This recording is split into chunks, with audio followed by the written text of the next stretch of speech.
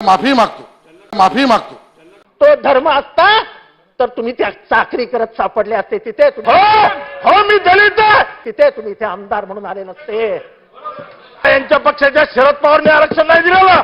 माफी मागितली जाणार नाही. आम्ही म्हणून तपासा, काढायचं असेल तर काढा, ठेवायचं असेल तेव्हा.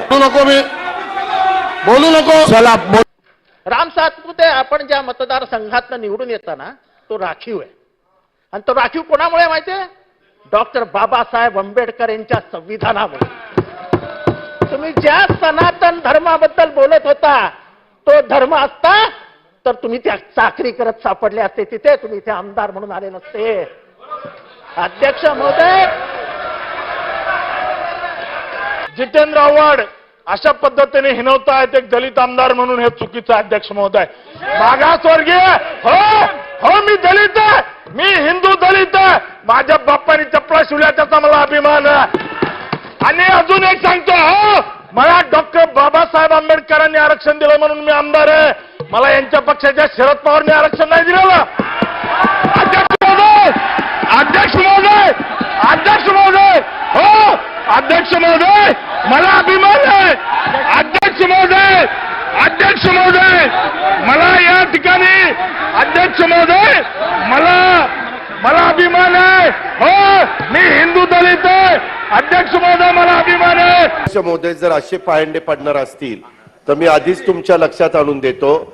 मग इकडच्याही बाजूनी वेगवेगळ्या वरिष्ठांच्या बद्दलचा अशा प्रकारची काही वाक्यरचना केली जाईल. माफी मागितली जाणार नाही. आम्ही म्हणून तपासा, काढायचं असेल तर काढा, ठेवायचं असेल तेव्हा. हे नवीन गोष्टी करू नका. अध्यक्ष महोदय माझी हात जोडून विनंती आहे, तुम्ही याच्यामध्ये काही त्यांना एवढं वाईट वाटायचं कारण नाही. शेवटी वरिष्ठ नेत्यांचा आम्ही जसं समोरच्यांच्या वरिष्ठ नेत्यांचा आदर करतो तसं त्यांनी पण आमच्या नेत्यांचा आदर केला पाहिजे. आणि त्यांची आजपर्यंतची परंपरा, कामाची पद्धत, आज त्यांच्याबद्दल देशाच्या पंतप्रधानांनी पण केलेली वक्तव्य हे सगळे आपल्या सगळ्यांच्या ऐकण्यात आहे. असं असताना तुम्ही म्हणताय की मी तपासून बघतो, त्याच्यामध्ये त्या सगळ्यांच्या भावना तीव्र त्यांनी. दादा मी आपल्याला आत्ताच सांगितलं की सन्मान्य नेत्यांबद्दल केवळ या सभागृहाला नव्हे, राज्याला नव्हे तर संपूर्ण देशाला अभिमान आहे. त्यामुळे आमची विनंती एवढीच आहे की आपण शेवटी त्यांचं म्हणणं त्यांनी अपमानास्पद काय म्हणाले नाहीत, मला तपासून तर द्या. शेवटी तुमची बाजू मी ऐकून घेतली, त्यांची बाजू ऐकून घेतली. निर्णयावरती येण्यापूर्वी मला रेकॉर्ड तपासायला लागेल दादा. असं कसं आपण जाणता? त्याबद्दल मला संसदीय कामकाज संपूया. संसदीय कामकाज मंत्र्यांनी सांगितलं होतं की आम्ही मार्ग काढतो. मी ते की माननीय शरद पवार साहेब यांचा अपमान, उपमर्द, एकेरी उल्लेख, मुद्दामून घालून पाडून उल्लेख आम्हाला मान्य नाही.